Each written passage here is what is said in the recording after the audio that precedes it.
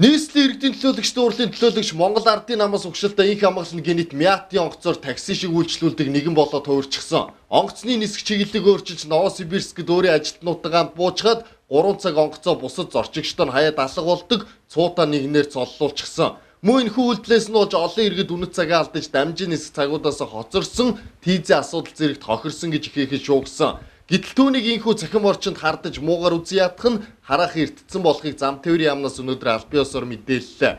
Тодруулбал дээрх нислэг эртнээс төлөвлөгдсөн үйл даргуулан бусад нийслэлийн 24 албаныхны захиалгатай нислэг байсан гэж байна. Оросын холбооны улсын Новосибирскд болж байгаа Монгол өдөрлөгийн хүрээнд хийх ажлын айлчлал байсан бололтой.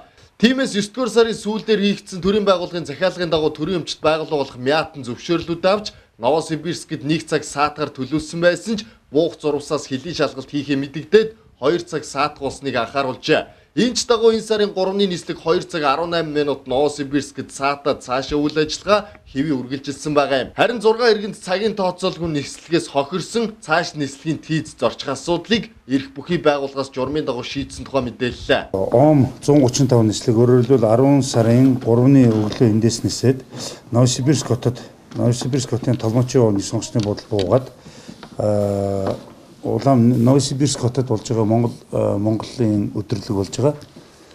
Тэр өдөрлөгийн хүрээнд 24 зорчигч буулгаад цаашаага Москва нисээд Москвагаас цаашаага Берлин нисэх байсан нислэг байсан. За энэ нислэгийнхаа яг уу чиглэлийнхаа маршрутын дагуу ниссэн. За цагаар бол бас хоцорсноос болоод бол 6 зорчигч бол одоо Берлингээс цаашаага нисчихсэн 6 зорчигч бол хоцорсон байгаа. За яг манад ирсэн албан хүсэлт нь бол энэ Мишель Экспо компани ерөнхий захирал инх хамгаалан гэдэг хүнээс ирсэн энэ ерөнхий нөгөө хүсэлт нь байна л да. Энэ дээр болохоор яг одоо түрүүний миний ярьсан нөгөө засаг даргын айлчлалын хүрээнд одоо ийм соёлын өдрүүдэд харах хэмжээ болох гэж байгаа. Энэ дээр бол одоо иргэдийн төлөөлөгчдийн хурал хотын захирагч болон албан төлөөлөгчдийн 30 хүний бүрэлдэхүүнтэй ингээд хүмүүс бол энэ арга хэмжээнд оролцсон гэсэн ийм албан бичгэл ирсэн байна. Тэр Берлиний чиглэл тоцорсон 6 хүн бол яг нөгөө нислэгийн зөвшөөрөл 1 цаг гээд бид нар нөгөө яг өмнөх оройн одоо тэр нөгөө хил гайлын үйлчлэгтэй холбогдуулаа 2 цаг болчлоо шүү дээ.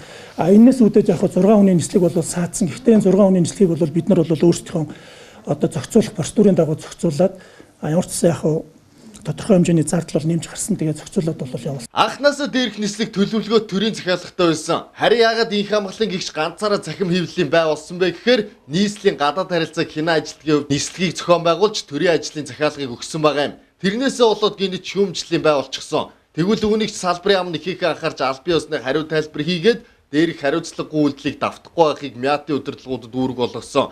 Төрийн өмчт байгууллагын зүгээс ч үйл ажиллагаагаа өргөжүүлэх ирээр учирч болох эрсдэлд анхаарлаа хандуулж иргэд зорчигчдод урьдчилан мэдээлэх ажиллагааг эрчимжүүлнэ гэдгээ илэрхийллээ. Ийхүү эдийн засгийн хямралтай жилд ашиг харж шинэ газар шинэ чиглэл гарган нисэх чиглэлийг анх үйлдсэн ч араасаа энэ мэтэр асуудал дагуулсан. Инх хамгааллын төлөөлөгч гэмгүй болж таарсан угаасаа төрийн эрх бүхий албан тушаалтнууд ч гэлээ төрийн байгууллагаараа үйлчлүүлэхдээ энэ мэт хэтэрсэн үйлдэл гаргаж болохгүй гэдгийг эрх биш ухамсарлаж байгаа байлгүй.